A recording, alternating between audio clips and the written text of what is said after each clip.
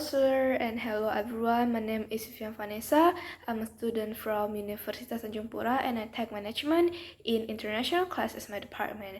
My student number is B1024201004.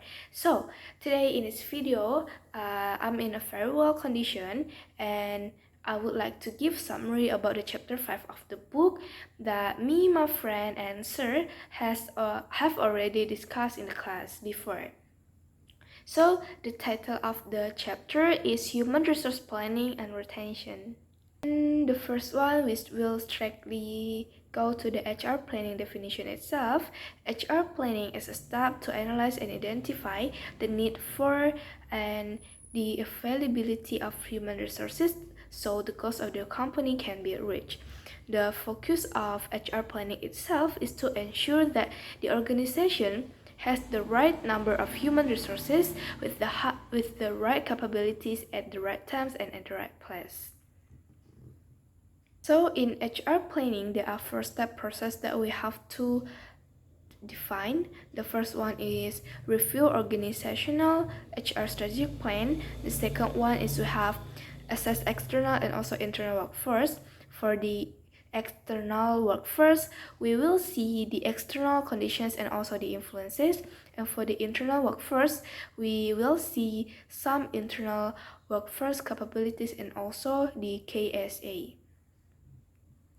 The third one, we have compile HR planning forecast. So in here, we will see the demands for human resources followed by the supply of human resources.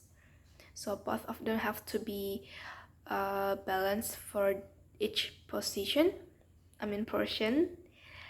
And the fourth process is develop HR staffing plans and also actions. So in this last step, we will see employee retention and also turnover utilization, which is very important for us to understand. And then we have recruiting sources and also the means. And the last one, we have selection process and also actions. Before, I have mentioned about retention, so I will explain a bit about retention. Retention is defined as a process by which a company ensures that its employees don't quit their jobs. Every company and industry has a varying retention rate, which indicates the percentage of employees who remained with the organization during a fixed period. So retention matters. And retention is important. Why? Because the turnover can cause a poor performance in otherwise productive units.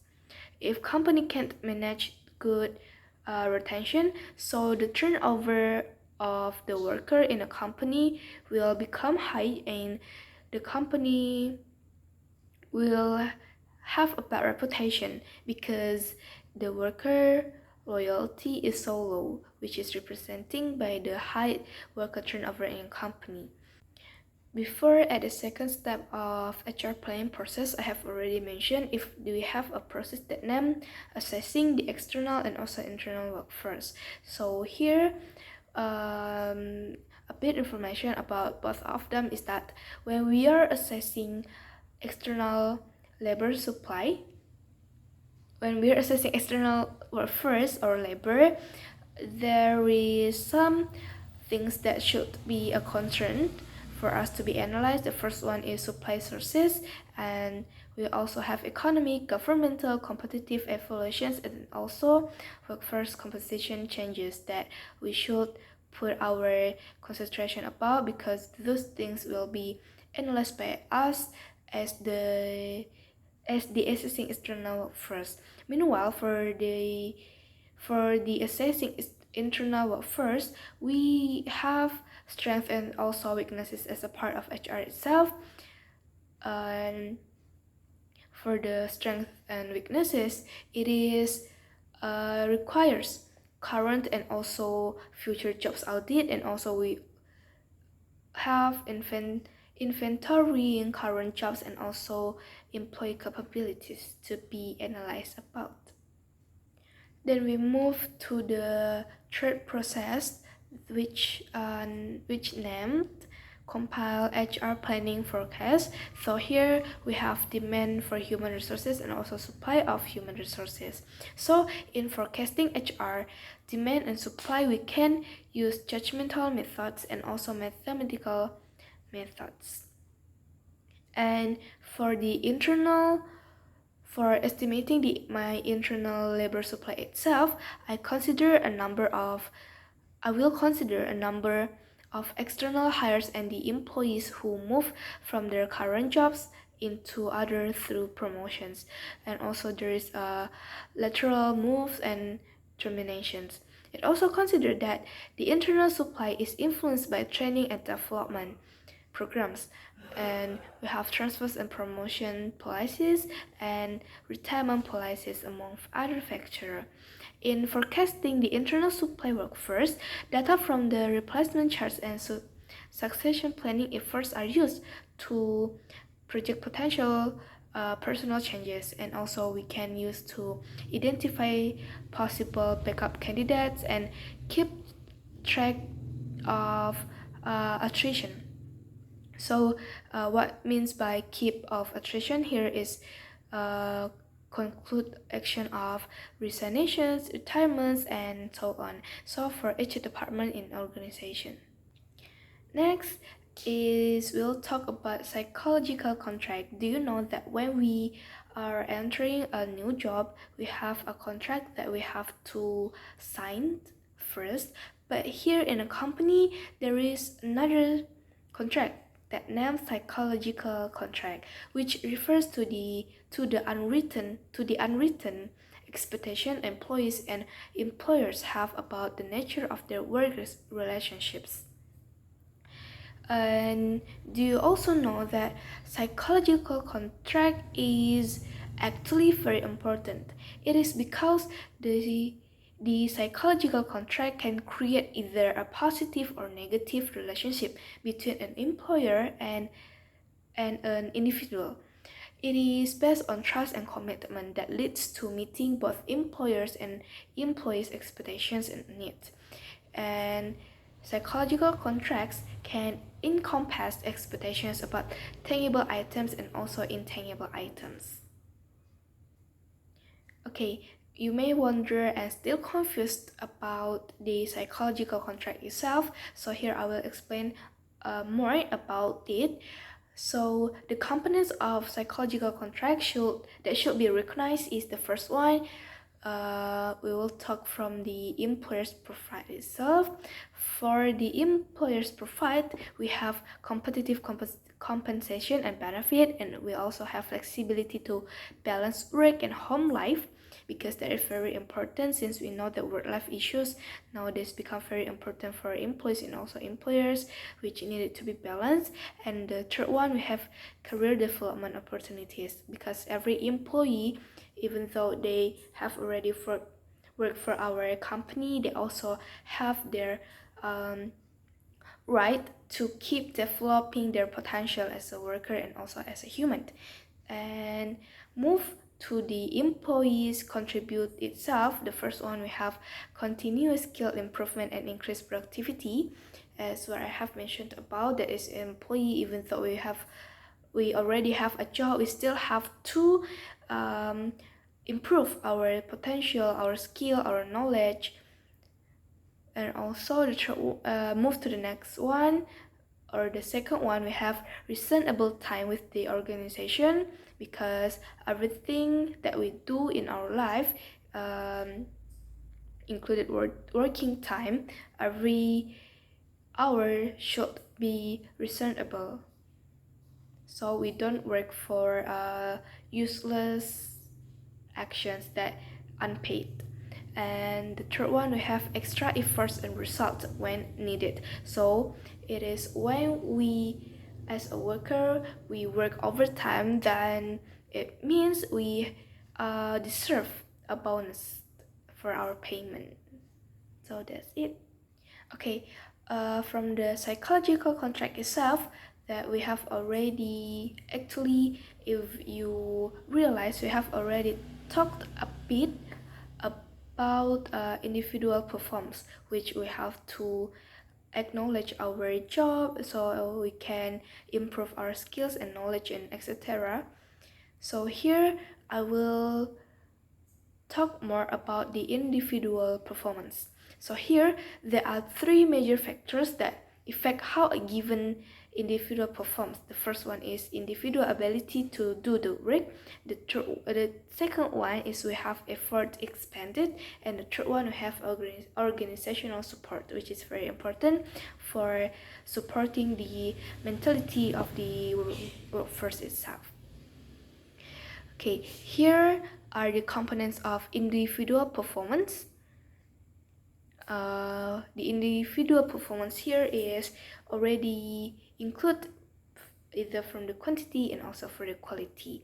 So the individual performance, the first one that I will talk is about the individual ability. So here, for the individual ability, we have talents, we also have interests, and also personality characteristic which define one worker from the another one, because everyone has their own talents, everyone has their own hobbies, everyone also has their own unique personality characteristic. And the second one we have effort expended.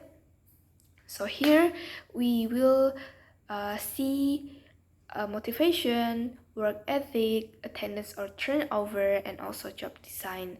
So effort expended is related to how someone can perform their job well, if they have enough and good motivation that motivate them every day to do their work better and better, and also the work ethic that already built in a company, so every employee will feel comfortable while working in their company environment, because not everyone will feel cozy and will feel comfortable with their office. And the third one we have organizational support. So here is actually it is a job of HR department itself, which related to training and development, related to equipment and technology that we know can help a lot for the employee work in organization to make the work become more effective and also more efficient, so the work can done fast. And also we have performance standards, and the last one is management and also co-workers. Okay, we have already talked about the individual performance and also the organizational support system itself. Then I also have already mentioned about the importance of comfortable work ethic and environment for the employee itself. All of them actually lead to one word, that is job satisfaction. Two words, that is job satisfaction. Maybe we have already heard a lot about job satisfaction, but do we really understand about what is job satisfaction here?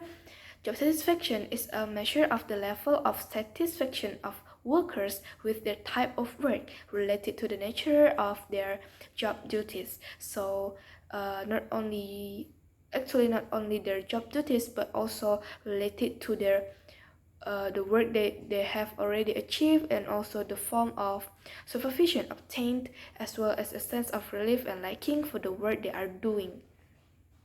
Because we know that nowadays people get a job that actually they don't really like, but they have to do it in order to get money. So job satisfaction here helps to increase profits and also higher productivity. So higher productivity here is mean retaining employees, and if we can retain our employees in company, so we will have a lower turnover in a company, which is very good for our organizational. And also job satisfaction can help organization to increase the loyalty by the employee and increase the customer relationships in an organization. Talk about job satisfaction itself, it is actually has a relationship with organizational commitment. The degree to which employees believe in and accept the organizational goals and want to remain with the organization itself is called organizational commitment. Job satisfaction influences organizational commitment, which in turn affects the employee retention and turnover. The interaction of the individual and the job determines levels of job satisfaction and also organizational commitment. So here I can conclude that organizational commitment has a big role in making a job satisfaction for every employee. So if the organizational commitment is good, it also will affect the job satisfaction of every employee that work in the company itself. And after studying this chapter and listening to all of my friends' opinion toward this chapter, which is chapter 5 of the book, I know that human resource planning and retention is very, very crucial and very, very important in a company. So in planning itself, everything must be clear. So we have to define one by one our plan, and we also have to make it clear and make sure that every employee involved in the planning itself understand about our plan. Because how can we execute our plan if our team itself doesn't really understand well about the plan that we are going to implement. And also we have to know our objective in the planning. We have to know our goal, and we have to know how to reach them, because goal without any action is actually useless. We also have to know how to face a problem if we have the unexpected challenges. Therefore, we have to make an alternative option as the example. So if we already have a plan A, we also have to make the plan B and also the plan C in order to avoid the problems that we don't want to exist actually. And move to the retention. Employee loyalty is representing how the company treats the employee inside, whether it is good or it is bad. So the lower worker turnover in a company, the better it will be, because if the worker turnover in a company is low, it means that every employee that worked for the company feels comfortable, they feel loved, and also feel so okay with the environment of their work, of where they work. And so I think that's the end of my video, because it is only a summary, since all questions that sir has given to us is already answered by all of my friends and also by me. So thank you very much for watching, and God bless you everyone.